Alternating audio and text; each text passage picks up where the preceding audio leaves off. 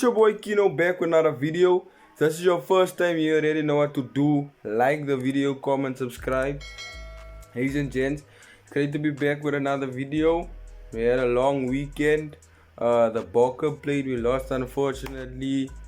Man United won their first game. Ladies and gents, from now on, we will be reacting to different types of videos. Because the music, sometimes there is a new music to react to. And it gets boring sometimes. So today, I'm a Man United fan, so yeah, this is why we're reacting to this video. Why Man United's problems are even worse than you think. Let's get straight into the video, B. Hello everybody, Adam Clear. Let's get straight into the video.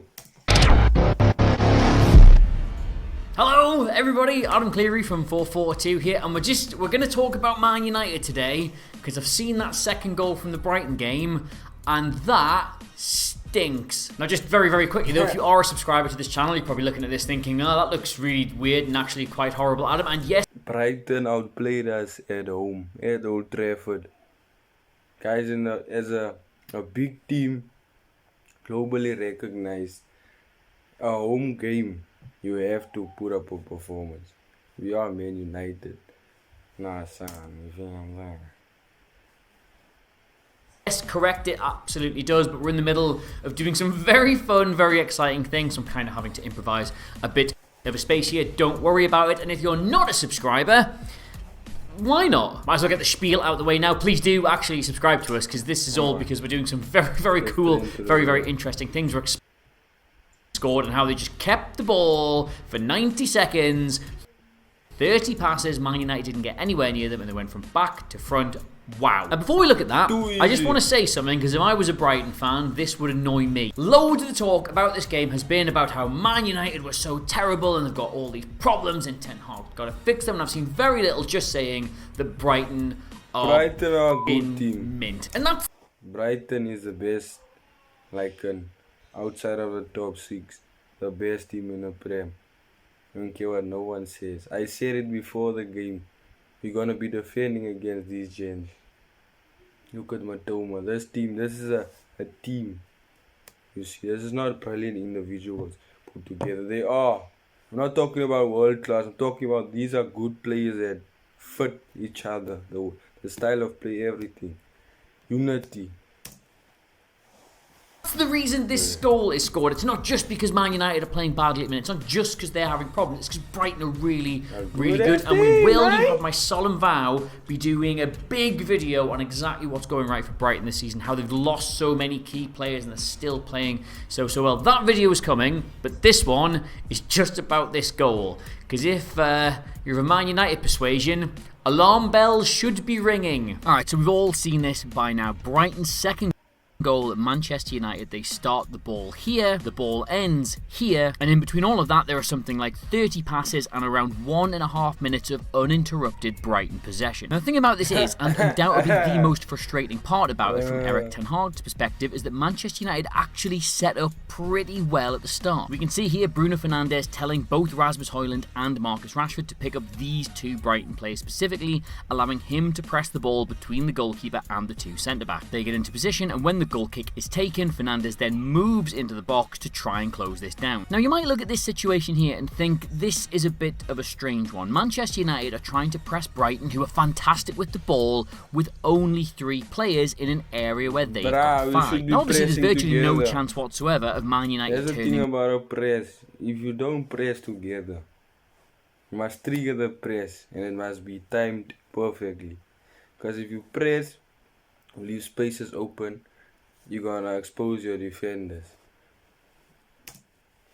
You know what I'm saying? This ball over. Fernandes can't close down 3 players at once, and he's unlikely to nick an interception at any point. The key to this is actually in the fact that Højlund and Rashford are marking these two out of the game. The idea is that by denying Brighton that central space, they're going to be unable to play through, so either they'll have to go out wide or they'll play a less reliable pass into the middle of the pitch, allowing Manchester United to then spring a trap. And we know this is how they want to play because it is how they've been playing. If you look at the Opta data for the number of high turnovers turnovers this season, Man United are bafflingly top of the league in that regard. Nobody is doing high turnovers as well as they are because they're setting up every single game to try and do them. Where are they in that particular league for high turnovers leading to a goal, Adam?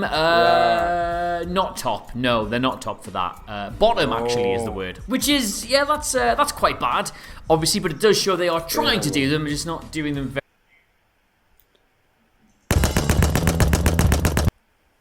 Come on now. I need ads in my videos. Can make it. Very well. They want to stop teams, including Brighton, having their idealised pattern of build-up to force them into the middle of the pitch, where they then try and win it back. And by that token, you can see here, step one is a perfect success. They stop Brighton playing through the middle, and they force them to go out wide. And again, this works really well. You can see that when it goes out to the wide player, he's got no options whatsoever. Fernandes has now closed off the pass back to the defence. Casemiro has come across to stop him playing it into the middle. If McTominay can win this ball here, it's a perfectly executed high turnover. Except, and this is where all of Manchester United's problems are created, the intensity applied by Scott McTominay in the situation is pathetic. Instead of applying an actual pressure there where he goes in to win the... And against Bayern, we could have scored 2 goals towards the end of the game. McTominay, I don't know, when he gets a pass, the ball seems to get stuck in his feet. Ball, and maybe he gets a throw in out of it, or maybe he actually turns the thing over. He just sort of trots over into the space. He does what's asked of him, sure, but he doesn't do it at all well. And if anything, he actually shows him into the one area of the pitch he can't let him go. Tominay is positioned as if he's expecting him to go back, but in the process, just shows him the one open place on the pitch, and he dutifully just runs into it. And again, this is why we talk about intensity, and this is why we talk about applying yourself, because McTominay now does not apply the sprint required to recover this situation. He just jogs back. Now, Brighton end up in this situation here, which they obviously weren't expecting to be in, and there's not really a dangerous option on. Now, if there was, Manchester United are now caught at the pitch. They've left all this room behind the defenders. Casemiro and McTominay. Casemiro, now I won't blame him. He's been performing here. McTominay, you should be covering the centre backs. I know Eriksen is here. And when you defend, especially against a team like Brighton, where players are always manages to find spaces and their quality, obviously, you have to come back and defend. You defend together, you attack together. They would be in major trouble, but Brighton instead elect to just retain possession for now. Danny Welbeck really wants the ball here, but Brighton aren't really set in the final third, so Mitoma instead elects to go back, and Brighton start all over again. But again, here's another problem. The ball is about to come in to Pascal Gross, and Manchester United, while not having him particularly well locked down, do have players around him, and this is the area of the pitch that they really want to win the ball back. He has his back to goal, he would have to go back to the defenders. You could jump on him in this situation and potentially win the ball, but instead, it's just jogging. Rashford trots over to put him under a little bit of pressure. Fernandes kind of bursts into half a jog, but there's nothing stopping him passing the ball out wide. It comes across to the right-hand side, and again, Manchester United have this positioned reasonably well. Their back four are in a good line. Casemiro is watching the centre area of the pitch, and Eriksen, on the left-hand side of the diamond, comes across to provide a 2v2. Reguilon and Eriksen do have this pretty under control, but as soon as the ball comes back into the middle, Welbeck dropping off Martinez to create a bit of space, they both go with the man. Now all of a sudden Veltman's in this much space in a relatively dangerous area for Brighton, but they're not overloading the box. There's not really a crossing opportunity, so he decides, now we'll go back, we'll start again. Not to put... This is why we need Amrabat to come in as quickly as possible. I feel like Eriksen, he's good on his passing, is good, but physically he's not that good. Casemiro and Amrabat, I'm waiting for that combination. I don't know. Mount has come back from injury. I don't know if they're gonna start Mount and leave Amrabat out, but I feel like we should go for a more physical lineup. Because Mount isn't I'm not gonna judge Mount. I have been disappointed in his performances up until this point. But Mount should definitely, I think Ten Hag should definitely start setting our starting lineups up for the team we play against and how we plan to play against those teams. So yeah. To find a point on it, but they are essentially toying with Man United right now. So the ball ends up with Brighton centre-backs, and once again, Manchester United find their shape absolutely perfectly. The two centre-forwards are in position to press, and the midfield diamond just behind them is ready to leap on any players in the line behind who receive the ball.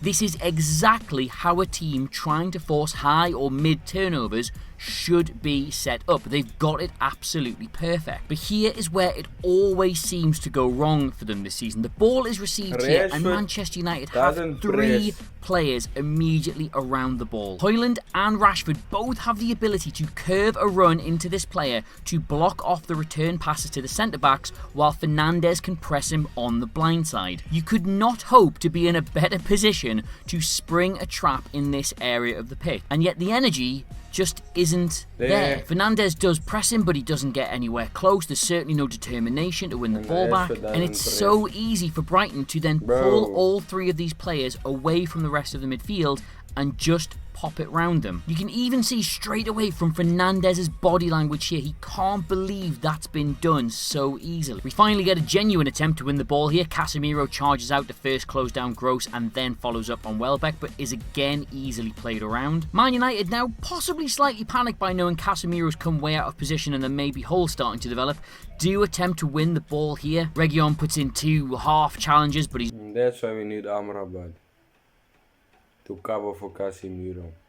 Not ever in any real danger of reclaiming possession. And this is the key moment. Brighton reset once again. The ball comes in to Pascal Gross in the middle of the pitch. Again, an area where Manchester United should be attempting to win it back. Marcus Rashford is all of 5 yards away from Pascal Gross here, and he is walking with his head down. He isn't even looking at the ball or even remotely alive to the possibility of winning that back. Gross plays the ball all the way to the left to Mitoma, who again is given absolutely all the space in the world to do what he wants with it. Dalot just simply sits off. But now, unlike all the other phases where Brighton have been happy to reset, all of a sudden they start to push Manchester United back into their own box. They've now got enough players in this area that they can force them towards their own goal. And Gross, knowing this is going to create a bit of space, begins to move towards the box. Now again at this point, worth pointing out, between him and the goal, Fernandes, Eriksen, Casemiro and McTominay. Mitoma finds Lamptey at the end of the box, who is again lightly pressured without really being challenged, and he rolls the ball gently across the edge of the box. Now at the point of this ball being loose, Pascal Gross is by no means the favourite to go and get it. Lack of desire as the other team. Rashford walks on the pitch. Look at his chance. I can say Casemiro, he always puts in a challenge. He's gonna slide, he's gonna do whatever's needed, even if he gets a yellow card. But players like Dalot, they don't close people down. Eriksen is way too soft. Rashford. And one thing that frustrates me about Ten Hag, he doesn't want to take these niggas off, bro. Sub this nigga, bro. You take Cristiano Ronaldo out of the squad. You still have players like Rashford. He's been playing at Manchester United. He knows what's required. Why is he walking around on a pitch? Bruno is definitely the player who presses the most. Højlund is there now. Don't come up. And the other thing is, Højlund's gonna see how Rashford doesn't do his best. Then he's gonna start doing the same thing. So Rashford needs to be taken off, man. I know he's our best and he did good against Bayern. But Rashi, come on, man. Show some heart. This is the point in the box where he's going to control the ball. Even the slightest bit of urgency, even the slightest bit of commitment from either Eriksen or Martinez would see them read that pass and cut it out. And yet Eriksen just sort of stands there and watches it happen, and while Martinez does at least move towards it, he attempts to block a shot which Pascal Gross never even lines up to take. And from there, it's the easiest job for a player of his quality to simply stick it in the back of the net. Now let's just review that, shall we? In 130 seconds and 30 Brighton passes, Manchester United pressured the ball once here with Bruno Fernandes. sort of again here with Fernandez, but I'm being incredibly generous. Once here with Casemiro, once here with Reguilon, and that is it. So I don't even know what you say about it at this point. They are set up really well. The same thing happened with Musiala in the game against Bayern. I can't remember what goal it was. Yeah, it was the second one. The one where Delo could have stopped their attack. It's just our players are so soft. They're so undetermined. There's lack of desire. We're not on the same page. And that's the things we need to work on. If you want to play Erik Ten Hag style of play, we have to work on those things.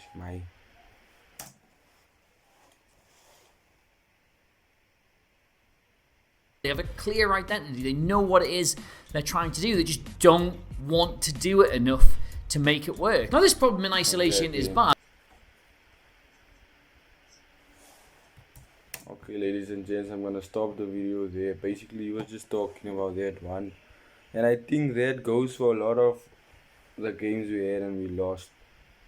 The effort isn't there. Ten Hag stubborn. We have these big personalities, big players, Rashford, who are hard to manage. So Ten Hag needs to start making changes. Ten Hag needs to stop being generous with these players. How are you? Every week they put you in a starting lineup no matter what you do wrong. What's that? You're not gonna care anymore because you know I am playing next week.